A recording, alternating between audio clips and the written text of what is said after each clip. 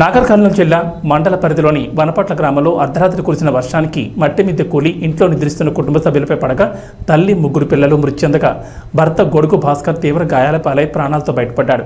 అతన్ని చికిత్స కోసం జిల్లా కేంద్రంలోని ప్రభుత్వ ఆసుపత్రికి తరలించగా మృతదేహాలను గ్రామస్తులు జేసీబీ సహాయంతో వెలికితీశారు. ఈ ఘటనతో వనపట్ల గ్రామంలో విషాద ఛాయలు అలుముకున్నాయి.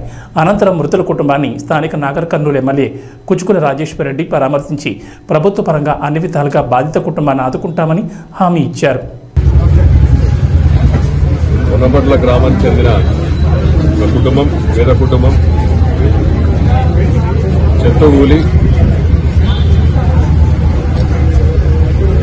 కట్టెకప్పు కూలి ముగ్గురు పిల్లలు, చిన్న పసిపిల్లలు, వారి తల్లి చనిపోవడం జరిగింది. దురదృష్టకరం. వెంటనే మన నియోజకవర్గంలో, మన తిమ్మాజీపేటలో జరిగిన సంఘటన మర్చిపోకముందే వనపట్ల గ్రామంలో ఇంత పెద్ద సంఘటన జరగడం, వారి తండ్రి మాత్రం స్టేబుల్ గా ఉన్నాడు, ఇప్పుడే చూసి రావడం జరిగింది. దురదృష్టకరం. ఇటువంటి ఇది నేచర్ విధించిన ఈ డిజాస్టర్ ను మనము ఆపలేము, కానీ ఇది చాలా బాధాకరం. ఖండిస్తూ కలెక్టర్ గారికి, ఆర్డీఓ గారికి, అది ఎంఆర్ఓ గారికి చెప్పడం ఏంటంటే, ఈ వర్షాకాలంలో మన నియోజకవర్గంలో ప్రతి ఒక్క గ్రామంలో ఇటువంటి ఇండ్లు, కట్టెకప్పున్న ఇండ్లు కూలిపోయే పరిస్థితిలో ఉంటే వారందరినీ ఎవాక్యుయేట్ చేసి ప్రస్తుతానికి కమిటీ హాల్లోనో ఇళ్లను షిఫ్ట్ చేయాలని వాళ్ళని ఆదేశించడం జరిగింది. అదేవిధంగా చనిపోయిన వాళ్ళని తప్పకుండా మేము ఆదుకుంటామని తెలుపుతూ కలెక్టర్ గారితో ఆల్రెడీ మాట్లాడడం జరిగింది. మనిషికి గవర్నమెంట్ తరఫున 4 లక్షలు ఇవ్వబడుతుంది.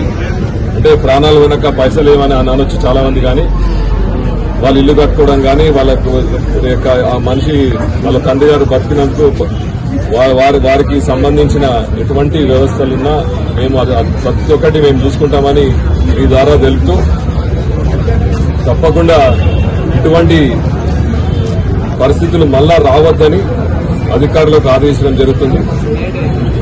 అంటే ఆ చిన్న పసికొనలు 7 ఏళ్లు 6 ఏళ్లు, బాబేమో సంవత్సరమే. చూస్తుంటే చాలా బాధాకరం. నాకే ఏడుపు వస్తుంది. ఎందుకంటే ఇది వినగానే హైదరాబాద్లోనే పొద్దున వినగానే హుటాహుటిగా రావడం జరిగింది. కాబట్టి నేనే ఏం మాట్లాడలేకపోతున్నా. చిన్న పిల్లల ప్రాణాలు కోల్పోయినందుకు చూసి బాధాకరంగా ఉంది. ఈ ఫ్యామిలీ, వారి తండ్రి గారైనా వారి తల్లి గారైనా తప్పకుండా మేము ఆదుకుంటామని తెలుపుతూ సెలవు.